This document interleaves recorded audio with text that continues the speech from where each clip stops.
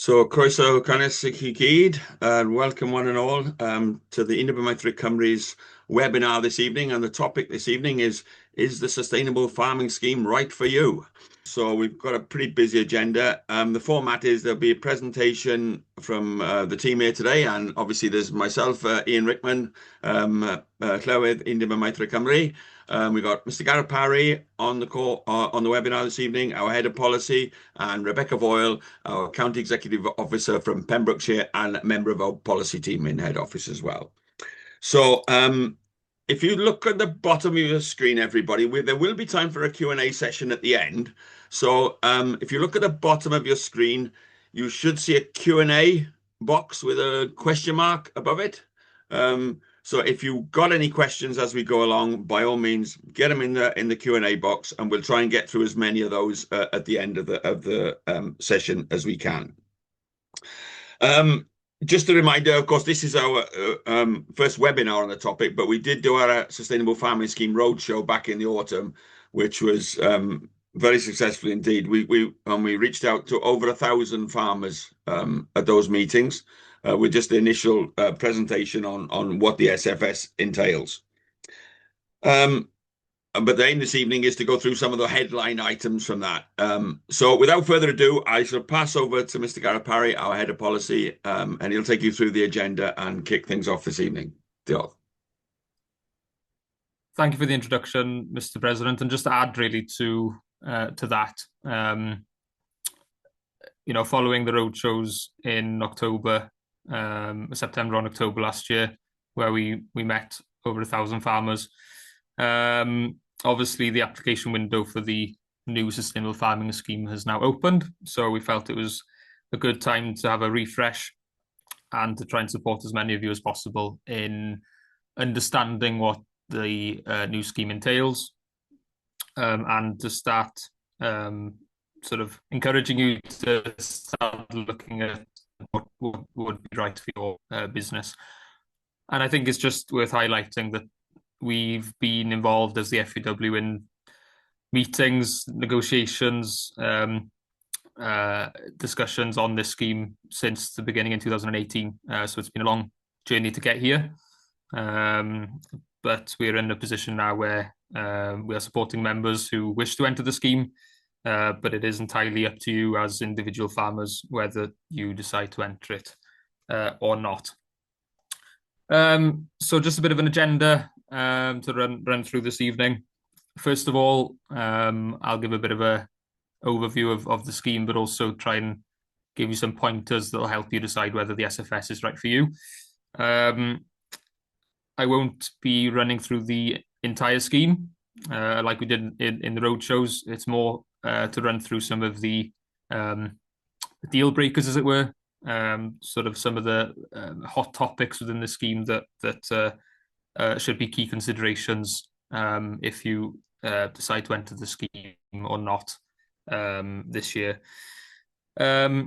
Then Rebecca, who will be running through the process of the single application form, what you need to prepare ahead of time, but also what you can expect from a staff appointment with the FUW.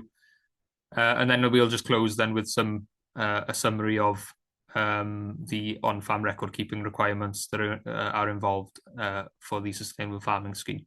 So we'll try and run through that as quickly as we can so that we've got enough time for questions at the end. But the fact that you're all joining us this evening is a very good starting point, I hope. And I really do hope that it starts your thinking process really in terms of looking at what this scheme could mean for your business before the application window closes in May.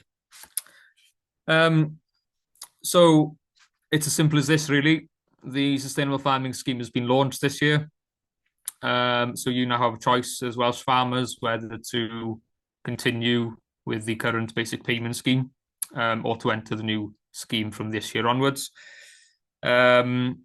I'll come on to the caveat in a moment, but it's important just to clarify that once you enter the new Sustainable Farming Scheme in this year or any subsequent years, you will not be able to then revert back to the BPS in future. So again, important consideration to bear in mind. Now, just At a glance, I think it's just worth highlighting and running through some of the key differences between the BPS and the new SFS, but also some of the similarities as well. Some of the policy wins that we've been able to secure means that there are far more common ground between previous schemes and the new SFS than what was originally proposed. So first of all, if we look at the BPS very quickly, obviously it operated under European laws and is currently operating under retained EU law following Brexit. And essentially what that offers you as farm businesses is an area-based payment for essentially either producing an agricultural good or maintaining agricultural land for that purpose. And essentially, appreciate this might be controversial, but the majority of the compliance costs of BPS in the form of cross-compliance, majority, I do highlight the word majority, a good practice. So the sort of additional compliance costs are relatively low, notwithstanding obviously the addition of the control of agricultural pollution regulations more recently. If we look in the middle, the commonalities between the two schemes, they are both annual schemes. The SFS is also an annual scheme. It involves an annual application process through the RPW system. There are, as there are in BPS, payments for an element of value of agricultural activity. It does look different, but there is recognition and a payment in both schemes for farming, essentially. It's now called a social value, but essentially it's a payment there to ensure that you can continue your farming activities. Both of the schemes also favour smaller farm businesses, and it's, again, another key policy win for the FUW in ensuring that there are higher payments available for smaller businesses. And then when we look at the regulatory baseline and the inspection regime, the rate of inspections and so forth, again, they are very similar between the two schemes. So there is some commonality. And then just looking on the right-hand side of the slide, looking at the SFS in particular, it's the first scheme that we see, or we will see, what we are seeing being operated entirely under the new Agriculture Wales Act. So it is following a completely different framework than what we've seen in the past. There is also an area-based payment, as we've seen in the past, and I'll come on to later on how that payment is calculated. But you do have to do far more as a business to be able to receive that payment. Again, I'll come on to some more detail in a moment. Payments are based on income forgone and costs incurred, and also that social value that I mentioned. So again, it is a different payment structure than what we've seen in the past. The regulatory baseline, sort of the new cross-compliance, as it were, is very similar to BPS with a couple of additions, but in the main, it's the same as what we've had in the past. But there is an additional layer as well of universal code, which is an additional layer of regulation for those in the new SFS. So in summary, really, the SFS does demand more. It is a completely new system of support, but it is the direction in which we are going as an industry, as things stand today. And then just to apply this comparison really at a farm business level, we can't deny the importance of farm support and BPS payments to your businesses. Over recent years, BPS payments on average in Wales have been around the £14,500 mark. And as I said, the majority of those compliance costs have been absorbed by the business. So that £14,500 has been in, again, majority of which has been available to businesses to spend as they wish, to invest or to pay bills or whatever it might be. If we look at the SFS, now based on modelling, average payments are estimated to be somewhere near what we've seen under the BPS, so around the £15,000 mark. But essentially, the key message here for you all to remember and for you all to consider is that there are additional compliance costs that you have to take into account. And in worst case scenarios, if you are required to change your business operations, for instance, then you need to also factor in any reductions in agricultural outputs as well. This will the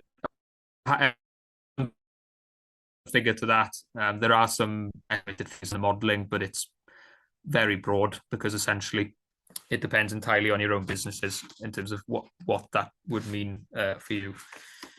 Now here's the catch. Now this is the first question I encourage every single one of you to think about when you're thinking about the BPS or the SFS. And essentially, can your business sustain a 40% cut in farm support payments? And I really mean this.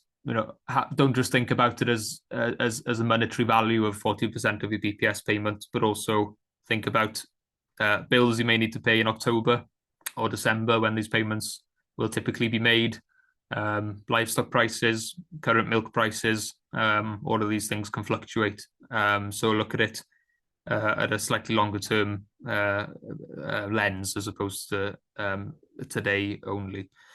And the reason I say this is because the BPS will be phased out over the next 4 years. So whilst we had BPS at full rates last year at 100%, if you continue at the BPS rate this year, that will be going down to 60%. So do the maths.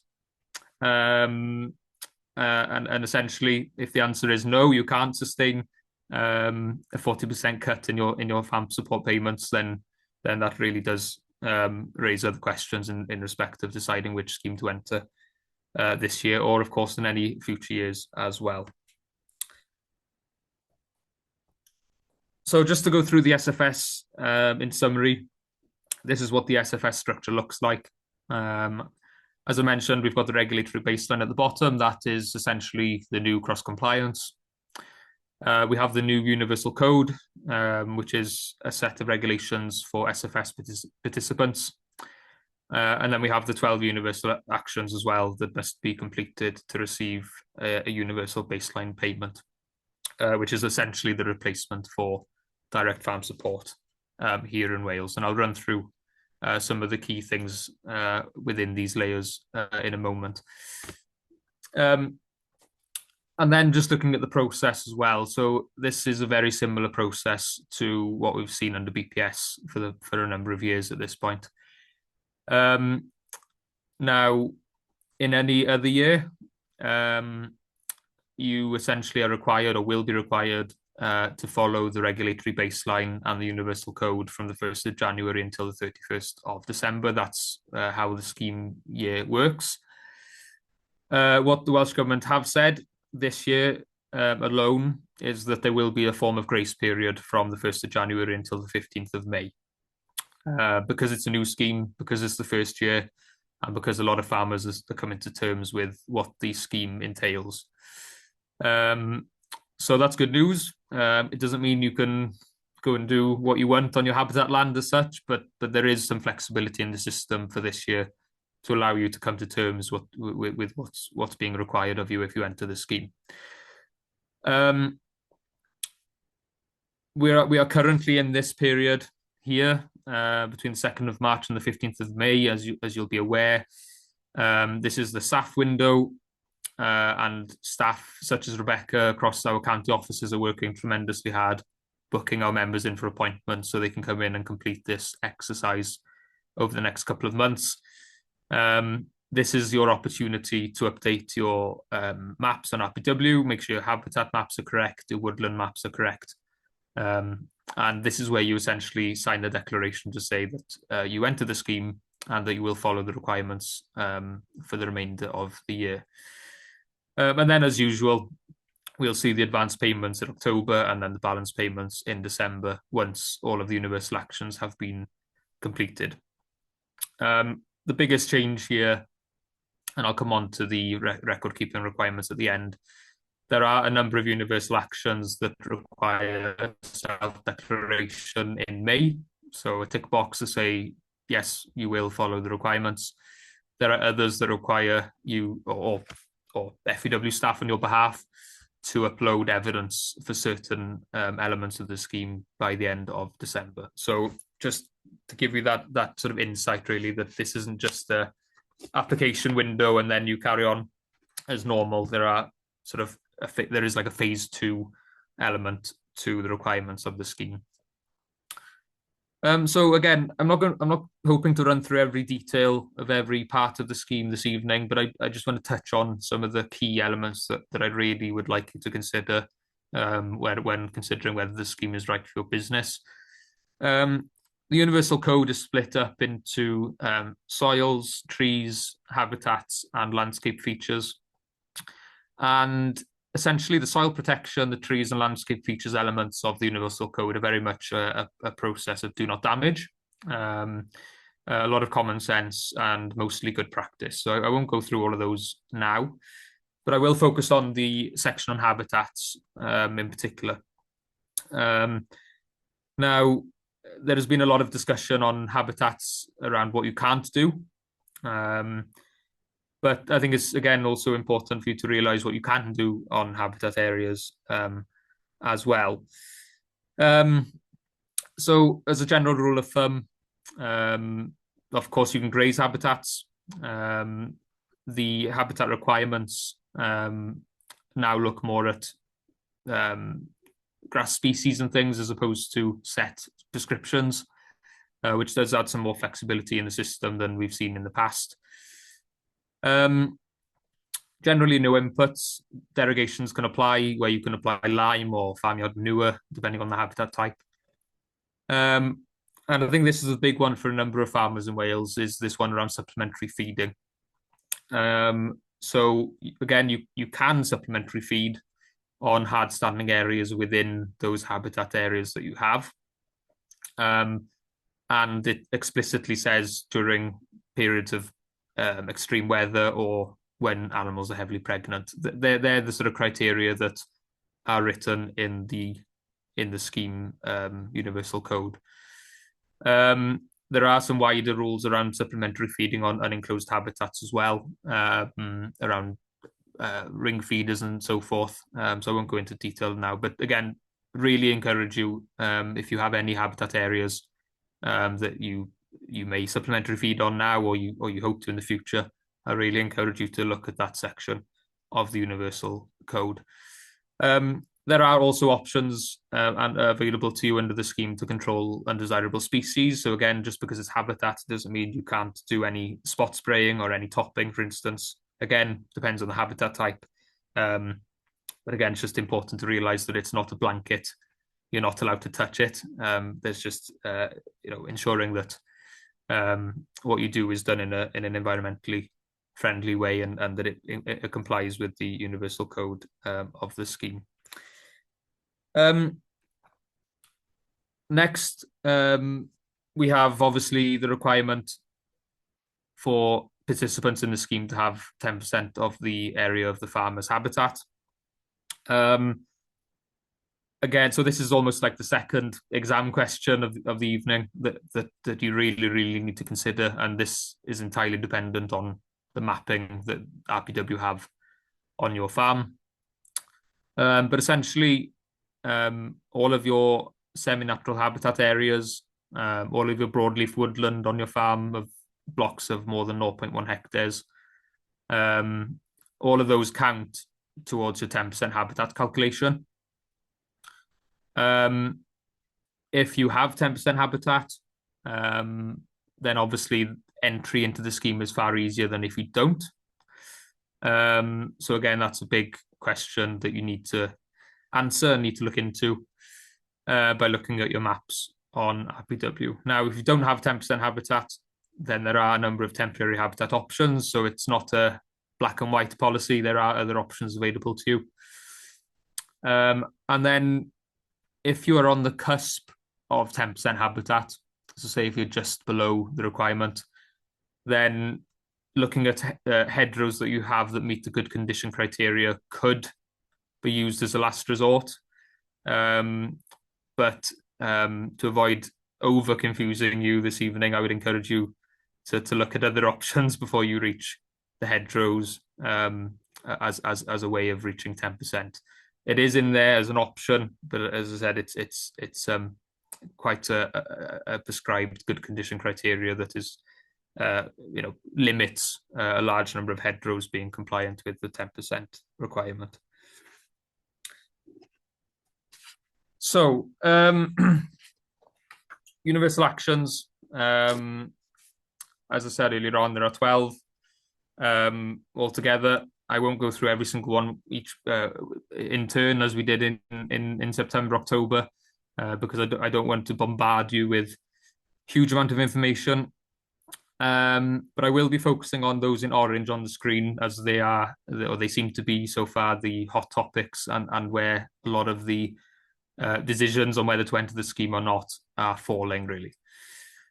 But hopefully by now, most of you will have heard about these universal actions. So soil health, soil testing, 20% of your improved land each year, integrated pest management, recording pesticide use and creating an IPM plan, benchmarking, recording a number of key performance indicators for your farming enterprises every year.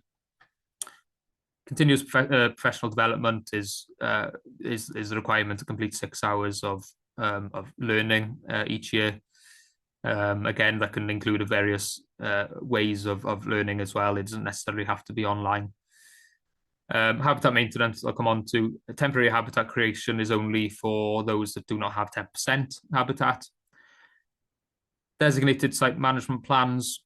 Essentially, you need to, if you have any designated sites on your farm, you simply wait for contact from NRW. You needn't actively do anything for that one. Hedgerow management, I'll come on to. Woodland maintenance is very much a process of do not damage and maintain woodland areas on your farm. Only really becomes an issue if you graze woodlands or you use them for other purposes, or if you fell trees, for instance. But generally, for the majority, it won't create a huge amount of work. Tree and hedgerow planting opportunity plan, we'll discuss. Historic environment, again, could create some work for some businesses that may have a number of historical features on the farm. That is a process of sort of monitoring and basic repair. But again, it's very much dependent on your mapping and where you farm, essentially. And then finally, animal health and welfare as well, we'll run through very quickly. But by all means, as our president alluded to at the beginning, there is a Q&A box at the bottom of your screen, and I'm sure Rebecca and myself would be more than happy to answer any other questions on anything that aren't explicitly highlighted in the slides. So the big one I just want to run through, first of all, is habitat maintenance. I've discussed this somewhat already, but as I said, for each habitat type, there are a set of requirements, and they are looking at sort of species diversity and things now, as opposed to set stocking rates, for instance. They are more flexible than what we've seen in the past. The only habitat type that has prescribed stocking rates are upland habitats, upland open habitats. With all of the others, they are simply recommendations. What I would encourage you to do is to look at which habitat types you have on your farm already, and to look at the requirements set out for those habitat types. And then basically to look at whether you're already essentially complying with those requirements, and whether those requirements, if you were to follow them, would affect or impact your farming practices in any way. Unfortunately, it's only you as individual farmers who can answer those questions. And of course, the FUW is here to support you in any shape or way, in any shape we can. But essentially, these are questions that you really do need to consider before you even look at making that decision on which scheme to enter. And of course, for some people, for some farmers, there may be some things you could do on the farm to adapt. So it may hinder how you graze certain areas of the farm, but you may have other areas that could supplement. For others, it may be more difficult as well. So, again, the magic sort of message here really is to just look at what you have on the farm and to go from there, essentially.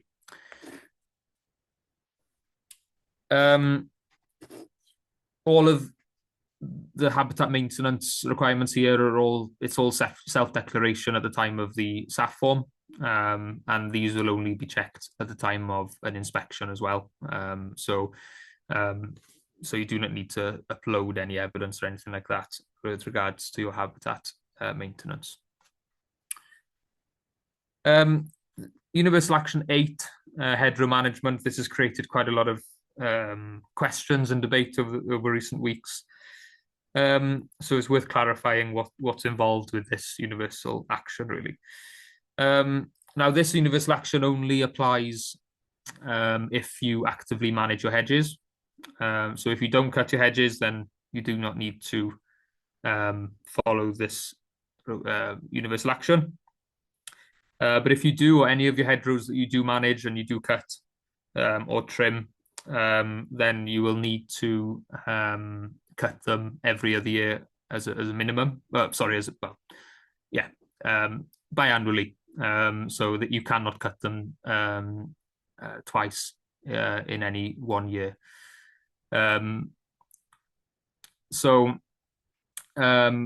Essentially, what government are looking for is for additional growth every year, so that every time you cut them every other year, there is a minimum 5 centimeter growth to the hedge, to the size of the hedge. Now, again, this will only be checked at the time of inspection. There is a slight sense of common sense that needs to prevail here as well. And then once the hedgerow reaches a size of 3 by 2 meters or 2 by 3 meters, then every other year you can cut it back to the same size. There is a requirement on a field parcel basis for your hedges to have at least one tree every 50 meters on average. So if you have a hedgerow length around a field parcel of 200 meters, for example, then you'd be expected to have at least 4 trees within those hedgerows around that parcel, on average, of course. Now, if you don't happen to meet that requirement, then all they're essentially asking you to do is to allow trees within the hedgerow to grow up, so that you don't cut them at all. So it doesn't necessarily mean that you have to dig a huge hole in your hedgerow to plant a new tree. You can if you want, but you don't necessarily have to do it in that way. Cutting dates for the bird nesting seasons still apply, and also exemptions alongside roads, for instance, and for health and safety reasons as well. Do allow you to circumvent some of these requirements, as long as you've got some form of evidence to demonstrate why you needed to cut that hedgerow at a particular time of year or more regular than is required under the scheme. Also, if you have bramble growing out of the side of the hedges, they can also be cut, obviously, if you have sheep getting stuck as well. So hopefully, yeah, that summarised the hedgerow management requirements. And yeah, as I said, it's all self-declaration as well for hedgerows, that they will be checked upon inspection as well. Right, tree and hedgerow planting opportunity plan. Now, this is the result of removing the 10% tree cover requirement that was proposed by government a couple of years ago.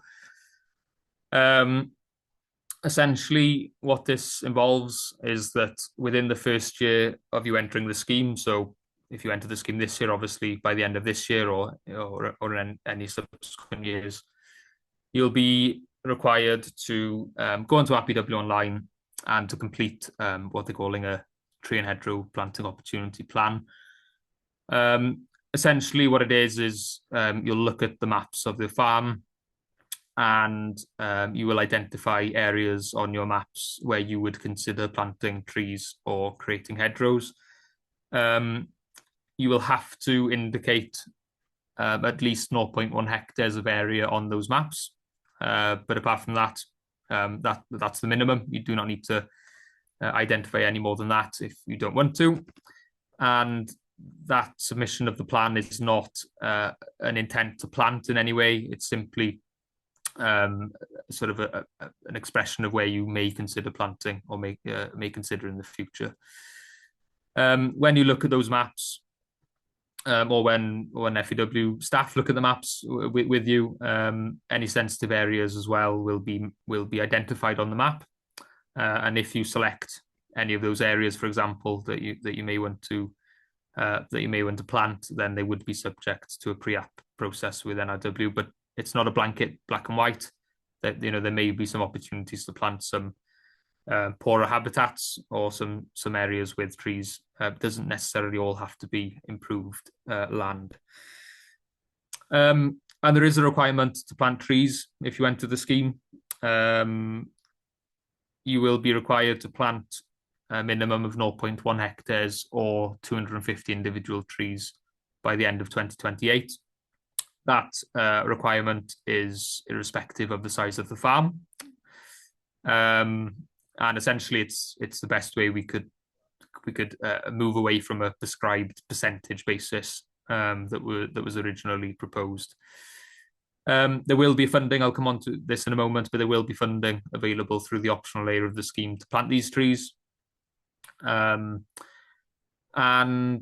finally, tenants may be exempt as well from this, depending on the tenancy agreement, as long as tenants have something in writing from the landlord that states quite clearly that the tenant does not have authority to plant trees on the land, then they will be exempt. So just to run through some of the woodland creation grants that are on offer to comply with that requirement of the scheme. We have small grants environment that allow applicants to plant individual trees. The small grants woodland creation allows a minimum block size of 0.01 hectares and very broad range of planting densities as well, anywhere between 800 trees per hectare to 2,500 trees per hectare, depending on the species mix. We've also got the woodland creation grant as well. Again, similar provisions with regards to minimums, but they do have some really interesting agroforestry options in there as well, with a far lower planting density as well. So there are a broad range of options in how to plant the 0.1 hectares of trees. So I suppose that, again, the big question here is, for yourselves, is start thinking about, if you were to enter the scheme, which areas in corners of fields or sort of less productive areas of the farm that you may consider planting those 250 individual trees, or essentially what equates to a quarter of an acre. But not trying to encourage you in any way, shape or form, but Welsh Government have just revised the grant offers for woodland creation. They have increased the grant offer for tree planting, establishment costs, infrastructure, and the 12-year maintenance costs as well. So there are some attractive woodland creation grants on offer for any of you who may find that of benefit. Again, this is a question that's been raised quite often recently, in terms of, well, can I plant these 250 individual trees in a row or as a hedge? Now, essentially, you can't plant a hedge and call it 250 trees. If you were to plant saplings within a hedgerow, then they would count towards that number, as long as they were the right species and so forth, and the right spacings as well. This is also an option for yourselves to plant them as a shelter belt, which effectively could act as a boundary between fields and so forth, that could also tick the box for this part of the scheme. So what you could do under the woodland creation grant is essentially plant a row of trees of between 2 meters apart or 3.5 meters apart, depending on the species mix that you choose. As long as they are at least a meter away from fences, and 2 meters away from stone walls and hedgerows if they are broadleaf, and 5 meters away as well if they are coniferous. So this is potentially a practical option for a number of businesses. But granted, there isn't a push for this type of planting, given the sort of high maintenance costs and infrastructure costs in terms of the cost of fencing versus the number of trees planted. But it is an option nevertheless, although other larger scale planting opportunities may be favoured when it comes to grant funding. So I just want to give that level of warning, essentially. And then the final universal action I just want to really highlight to you all really is the animal health and welfare. Multiple parts to it. First of which is the completion of the animal health improvement cycle. Is an annual biosecurity assessment, and thirdly, completing training in body condition scoring and mobility scoring, and recording body conditions as well every year for your flock or your herd, depending on the type of system that you have. All of this is self-declaration. All you have to do is retain the evidence on farm for a minimum of 5 years. But essentially, just to do some myth busting, as it were, around the animal health improvement cycle. Now, in the first year of the scheme, you only need to complete the measure and plan elements of the animal health improvement cycle. So you do not need to complete the full cycle by December. So hopefully that puts your minds at ease somewhat. But the big debate around the AHIC is around its cost. Now, when Welsh Government ran pilots on the AHIC and essentially how they've modelled the economics of the AHIC as well in terms of payments to farmers, it's estimated that the AHIC would take 4 to 5 hours of vet time.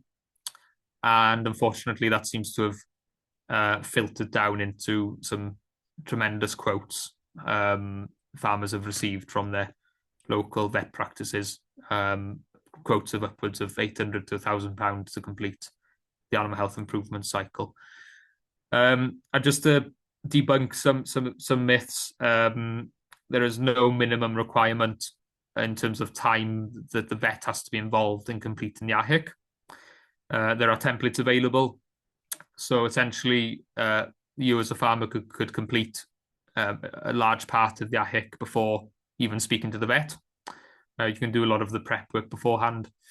But what I would encourage you all to do if you were to enter the scheme really, or even beforehand, is to speak to your local vet and to discuss what this involves and how much and how they're looking to deal with it as a local vet practice. There are other good news stories I would add. There are others that are happy to complete the AHIC at the same time as the Farm Assurance Vet Health Plan. They are different. The AHIC does require more detail, but if the vet is happy to do them both together, then obviously there is a reduced cost to you as a business as well. So have the conversation, but it should not be costing you sort of £800 to complete this. It should be quite easily to bolt this on to your vet health plan. Notwithstanding, it will cost some extra, but it shouldn't be anywhere near what we've heard recently. Okay, so I haven't got too much left to run through before Rebecca comes in, but universal baseline payments. Now, clearly, whether you decide to enter the scheme or not is highly reliant on the payment you'd expect to receive for entering the scheme. So as I said at the beginning, the payment system for the scheme is quite different to the BPS. So under the BPS, you received an area-based payment based on your entitlements. Under this new scheme, the universal baseline payment is split up into 4 categories. So I'll run through them quickly, and I'll run through an example as well, just to give you an idea how your payment would be calculated. So first of all, we have the whole farm payment. Now, again, just for background information, really, this essentially should cover your costs of completing all 12 of the universal actions. And all of your eligible land, including any common land area that you have access to based on your grazing rights, will be eligible for this whole farm payment. And you will receive £70 per hectare for the first 70 hectares, and then £2 per hectare on anything after that. So again, essentially ensuring that payments are higher for the smaller businesses. Then we have the social value payment. This intends to reflect the social and non-market benefits that you provide as farmers. And again, this applies to all of your eligible land as well, and your common land areas. And that is an additional £107 per hectare as well. So these all add up. They aren't one or another. They're all stackable. And then we have, thirdly, the habitat maintenance payment. So essentially, on all of your habitat land, you will receive an additional £69 per hectare, and then on all of your existing woodland. All woodland is included in that one. So broadleaf, coniferous, for instance, that you will receive an additional £62 per hectare as well. So there is a database on the Welsh Government website that you can fill in that will give you an estimated payment, or of course, if you have time during a SAF appointment, then you can fill it in then as well. But just to run through a very quick example, here we have a farm with 65 hectares of eligible area. 20 hectares of that is habitat, 5 hectares of that is woodland, and then they also have an additional 20 hectares available to them through their common land grazing rights as well. So the total eligible area in this example is 85 hectares. So we can see how the whole farm payment is being calculated. So as I said, £70 for the first 70 hectares, and then £2 per hectare thereafter. Social value payment is calculated in the same way. So £107 for the full 85 hectares. And then you can, it's quite self-explanatory how the habitat and woodland payments are calculated as well. I just want to touch on the stability payment quickly. This is a one-time only offer for farms that entered the SFS in 2026. And they are offering an additional £1,000 stability payment, essentially, just to help you through the transition and to help with those initial sort of one-off costs that will allow you to become compliant with the universal layer of the scheme. And I'm more than happy to come back to these as well if there are any specific questions on how these are calculated. So before I pass over to Rebecca to run through some SAF details, I just thought I'd throw these questions in to try and preempt some questions at the end, really. First of all, will the next Welsh Government scrap the SFS? Now, we've been asked this question a number of times recently. Now, essentially, it would be very near impossible for them to do so this year. For farmers that have signed the declaration and have entered the scheme by the 15th of May, they have signed a declaration with the Welsh Government on the expectation that those payments will be available. So it's very, very unlikely that the scheme will change for 2026. Could they scrap the sustainable farming scheme in future? Yes, essentially they could, or they could essentially not allocate any funding to it alternatively. So the answer is yes. There's no guarantee what the next Welsh Government will do with the scheme. And I've heard a number of farmers recently say, well, I'd rather stick to the BPS for the next 3 years because I know even though the BPS is tapering off over the next couple of years, I know exactly what I'll be paid. Again, the same situation applies to the BPS. The Welsh Government will need to allocate funding both to the SFS and the BPS over the next parliamentary term. So likewise, if there's no guarantee of funding for the SFS, there is also no guarantee of funding for the BPS. So please bear that in mind.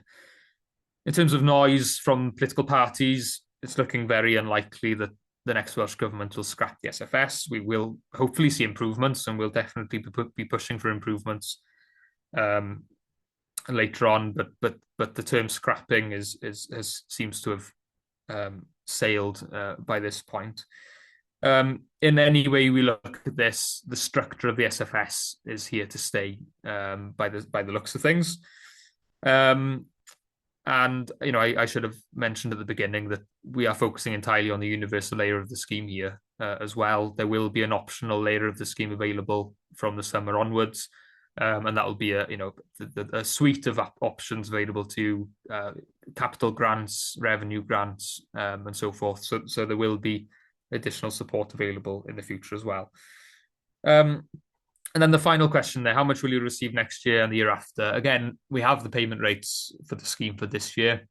Again, it's the liberty of the next Welsh Government really to allocate a budget to the scheme. Now, we have to realise that we are still working with a budget that was set 13 years ago, and we still haven't seen any uplifts to that funding since 2013. So, again, I would really hope that it would be very unlikely for any government to justify a cut in the funding, although we are obviously pushing for an increase to what we receive. Of course, there is a concern that we do see underspend funds by the end of this year, depending on how the industry reacts and whether the industry actually utilises the funding available. And we'll need to cross that bridge when we get to it, really. But yeah, essentially, if the money's there to be used, then almost the saying goes, use it or lose it. But we will be pushing as much as we can to ensure that this funding increases in future. And that is why the FUW is calling for commitments to payment rates within the scheme, as opposed to overall budgetary commitments that can effectively be siphoned off as and when they need more money for NHS or anything else. So that's a political point, but by no means do we have all of the answers. But we will not let the next government easily cut funding post May or even into next year as well. Okay, so I've spoken enough for a bit. I'll pass over to Rebecca to cover off a couple of things, and then I'll come back to finish off on farm record requirements. Thanks, Rebecca. Hello. Right, thank you, Gareth. First thing to say is that, as many of you will have seen in a tier over the last couple of months, in order to help our members and support you through the changeover to the new sustainable farming scheme, and sort of with the first few years of the introduction of it and understanding how you comply with all of the universal actions, we have introduced some new membership categories.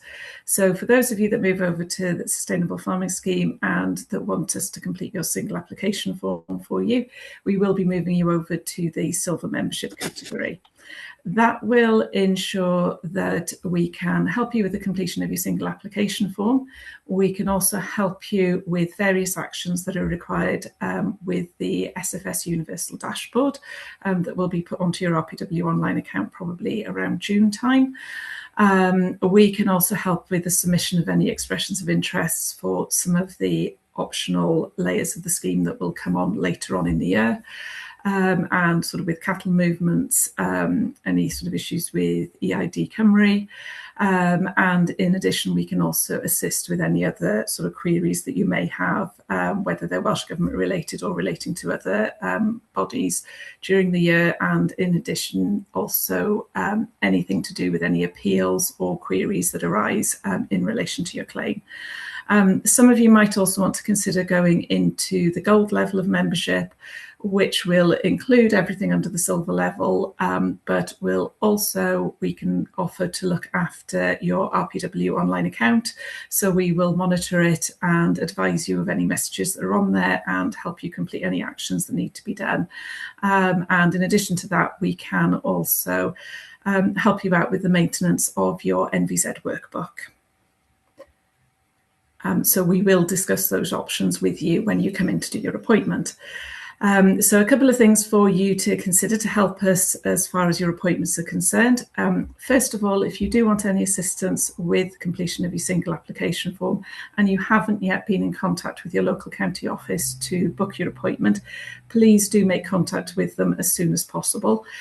Even if you want your appointment to be in late April or early May, it will just help us to plan our workloads between now and the 15th of May deadline, because we will be busy with that one. Second thing is, although it might sound a little bit obvious, but if you do need your glasses to look at a computer screen or to read, please do bring them with you, because you will be spending most of your appointment looking at your computer screen. So it really does help us. Thirdly, if you've got the copy of your single application form from last year, if you can bring that with us, because it just helps to make sure that we've got all of the land on your forms on that one. If you then have any additional land that you might have purchased since last year's form and you haven't yet advised Welsh Government of that new land, we will need the details of the land, which does include the copies of the land registry documents or the transfer documents. If you're taking on new rented land, we'll need the rental agreements, or if it's just a verbal agreement that you've got, please make sure that there's some sort of letter from the landowner confirming that you have the management control of that land, and also that you do have it for a minimum of 10 months, because it is a requirement under the scheme to have that land for 10 months. And if you've sold any land, we will need to have the date of completion of the sale and also the name and address of the people that it's been sold to. As in previous years, if you're farm assured, we'll need your farm assurance details, and also if you're looking to go into the organic scheme, so whether that's the organic conversion scheme or the organic support scheme, we will require the current version of your organic certificate and field schedule. If you are currently in any environmental schemes or habitat schemes which are outside of the Welsh Government, so for example, if you've got a Section 16 agreement with NRW on a SSSI, or you might have a habitat maintenance agreement with your local national park, please bring the copies of those agreements with you, because we will need them to submit through to Welsh Government. And then a slight change with the stock figures from what we've needed in previous years. So we'll need the total stock figures of animals that are either owned by you or kept by you as the registered keeper. If the animals are just on tack with you and you do not own them, or you're not the registered keeper, we don't need to include them in the figures. And then thanks, Gareth. And then when you actually come to your appointment, what we will do is that firstly, we will go through all of the questions on the form. The first part of the form is relatively similar to what you have been doing in the past, but when you get to the field details section of the form, you will note that it will be significantly different in the layout of it and also what is required. And that's really where sort of the time-consuming element of completion of the form comes into it. We will need to go and look at the map for every single field and confirm that we're happy with the areas of habitat, woodland that are actually mapped within that mapping layer. We can make changes to them because it is really important that those maps are correct, because that will form the basis of part of your payment. To remove some of the habitat areas, if you wish to, we may require provision of extra information to the Welsh Government. There are certain constraint layers in place with the mapping system, and if the habitat falls under one of those constraint layers, then we will need to provide evidence to confirm that it is improved land. So it will be things like if you've had an environmental impact assessment screening decision, that can be used. If you've had an agronomist out to look at it or an ecologist out to look at it, the report can also be included. Geotagged photos can be used, and also any information as to actually how you manage that land is important. Then once we've completed the form and we've submitted it, we'll also try to just run through show you which universal actions actually apply to your business, because not all of them will apply in every case. So we'll just do sort of a brief run through as far as those are concerned.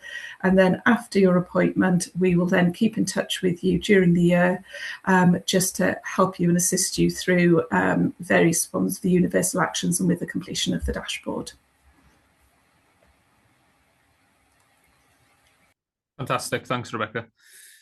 So just to close off the slides, and then hopefully we'll have a good session for questions. Then really, I just wanted to touch on the fact that obviously the SFS demands quite a significant amount of on-farm record keeping. It's an area of the scheme that we were unable to discuss when we did the roadshows, because essentially none of this had been designed yet. It's only recently sort of been finalised by Welsh Government, essentially. So it is an important part of the scheme. So I just wanted to run through this very quickly. Now, I appreciate you. It might be blurry or it might be small text on your screen, but you just want to add it to the slideshow really for illustration purposes. Now, what we've put together in the FUW is essentially what I'm referring to as the Bible. And when you come in to complete your single application form with the FUW, you will receive a copy of this to stick on the fridge or stick on your wall or whatever it might be for ease of reference. But essentially what this sets out in 3 pages is all of the requirements that you need to keep on farm. So if you have an inspection, you know exactly that you have everything that you should have to comply with the scheme requirements. So it sets out the record type that you have to keep, for which universal action it's applicable for, what you need to record, the reference number then to the scheme's universal guidance. So the universal scheme rules are 250 pages odd. So it's ease of reference for us as well, anybody for staff as well, to ensure that, you know, if you're asking questions about a particular area of the scheme, that we know exactly where to find the answers. Then we've got a column on the dashboard requirements. So as I said, there are certain elements of the scheme that simply need to tick box on RPW. And there are others that require completion of uploading of evidence onto RPW by the end of the year. So again, it's an ease of a record essentially to ensure that you know exactly what's to be kept on farm and what's to be uploaded by the end of the year to comply with the rules. And then finally, the final column there is to do with templates as well. So for a number of these, there are templates available.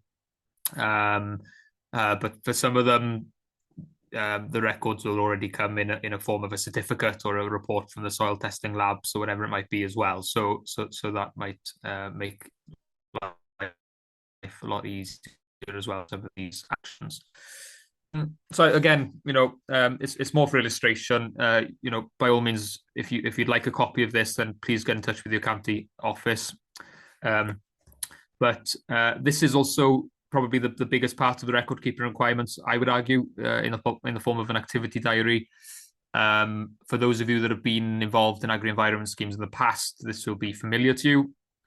But essentially for all of the universal actions that involve woodland or habitat or hedgerows, and also for the universal code as well, for any of those sort of activities, you need to record it in an activity diary. Now, there will be a template available for this, but it doesn't have to follow that template. You can record it in any way you wish.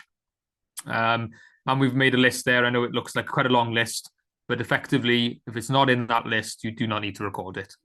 So at least, as I said, if you have this on the kitchen table and you're not sure whether you need to record something down, then it's an ease of reference. And you can quickly check this, but also, you know, naturally, the FUW is always on hand as well to answer any queries you may have. And then this is the final slide on record keeping. But again, we've got historic environment, so keeping a record of you know, inspections of historical features and any basic repair that you might undertake. And then finally, the animal health related actions as well. I think that the key point here really is for you to realise that it's essential for both your benefit and for the benefit of FUW staff that may be assisting you with your single application form and your RPW account. Do not leave this until December. Ensure that you understand what's required in entirety, so that you can spread that workload across the year as well. So that on Christmas Day to tick the boxes on RPW. That's clearly the message, and I really hope that this simple document provides that reference document essentially to give you that confidence that you're doing the right thing. And then this is the final slide before we open it up to questions. But this is a bit of a summary of what I'd really, really encourage you to think about. Essentially straight away, actually, to help you decide whether the SFS is right for your business. So essentially, first and foremost, if you haven't booked a staff appointment with your local FUW office already and you intend to do so, then please do ASAP. Slots are booking up very quickly. And also, as I'm sure you can imagine, estimating how much time is required per staff appointment is far more difficult now than it ever has been in the past.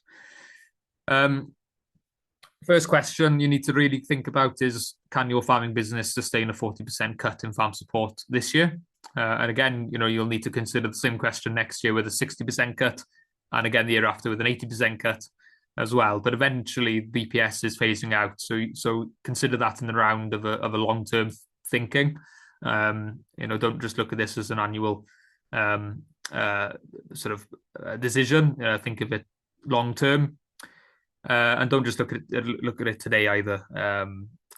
I'm sure you're all seeing increases in fertilizer prices, red diesel prices, heating oil prices. Things can happen. So think about the sustainability of your businesses in the longer term. Do you already have 10% habitat? Is a really important question. Some of you may need to look at your maps to really decide, but again, some of you may know the answer to that straight away if you've already got maybe 30-40% habitat on your farm. That is a crucial requirement of the scheme. And if you already have 10%, then it does make access to the scheme far easier.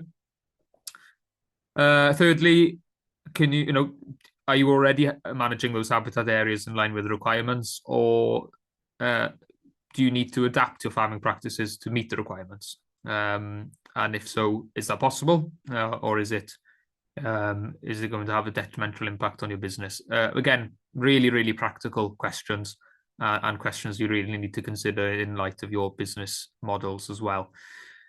Where could you plant 250 individual trees? Or obviously 1/4 of an acre if you want to do it in one area.